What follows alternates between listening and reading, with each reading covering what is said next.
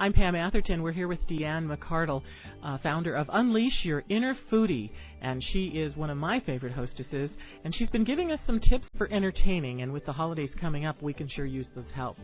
We've talked about how we need to make the event an experience. We've talked about planning ahead, but being careful not to plan too far in advance. What else do we have to watch out for, DeeAnn? I think the next one is finish before it starts. And I think that this is a really, really important tip in creating that memorable experience, especially during the holidays. You know, your family, this is the time when your family and friends want to spend time with you, and they deserve to spend time with you. And you don't want to be trapped in the kitchen preparing everything. So what do we do to help make sure that that doesn't happen? Because almost every event I've ever gone to, unless it's catered, that's always the problem. The hostess is in the kitchen, she's talking to you, and the timer goes off, and I'll be right back, and it's kind of disconcerting because you want to spend your time with the hostess. Yeah, absolutely. What really works for me, what I found to really work well, is to prepare all those side dishes in advance, because that's the little putsy stuff that's going to take you away from your guests, and you have to keep running back in the kitchen to prepare, especially at the very last minute. So, want me to explain a little bit about what I mean by that? Yes, I do. Go ahead. So think about your Thanksgiving or the meal. You've got your turkey. You've got that in the oven.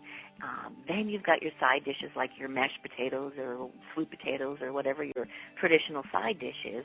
Well, that requires last-minute preparation.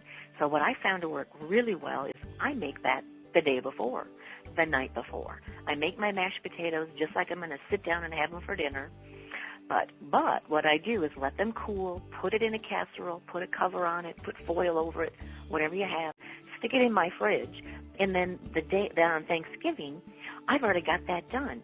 So my turkey's in the oven, my company and family comes, and they arrive. I've got an hors d'oeuvre for them, and we sit down and have a nice glass of wine. We're visiting. I don't have to run back into the kitchen and get those potatoes going, and then I don't have to run back again when the water overflows on the stove because I've been so engrossed in the conversation.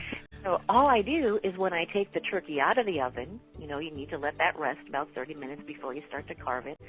I take the turkey out of the oven. I go to the fridge. I put my mashed potatoes, which are in a casserole, in the oven. Let them cook for about 30 minutes.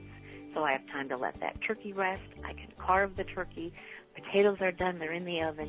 Everything gets done and on the table with me having to miss the conversation for just a few minutes. Oh, that's an excellent idea. So it would seem smart, as you talked about earlier about planning ahead, that maybe one of the things to plan ahead for is to make sure it's not some sort of an item that has to be made fresh right then and there. And although one would tend to think that mashed potatoes would have to be done that way, but that's kind of a great way to do it, to reheat it, and it kind of gives it a different flavor too, so you're kind of creating a different experience.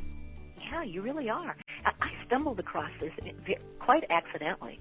We had company coming the day after Thanksgiving, and I thought, do I really want to be doing a lot of prep work and doing a major cooking again this day after Thanksgiving? And the answer to that was not.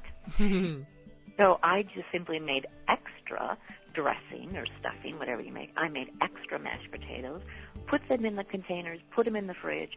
The next day, when everybody came over, I just stuck it in the oven to warm it up, and people thought I had made fresh mashed potatoes and a fresh batch of stuffing. It was great. Really a good idea. All right, so what we want to do is make sure all of our stuff is done, is finished before our guests arrive, so we can spend time with our guests.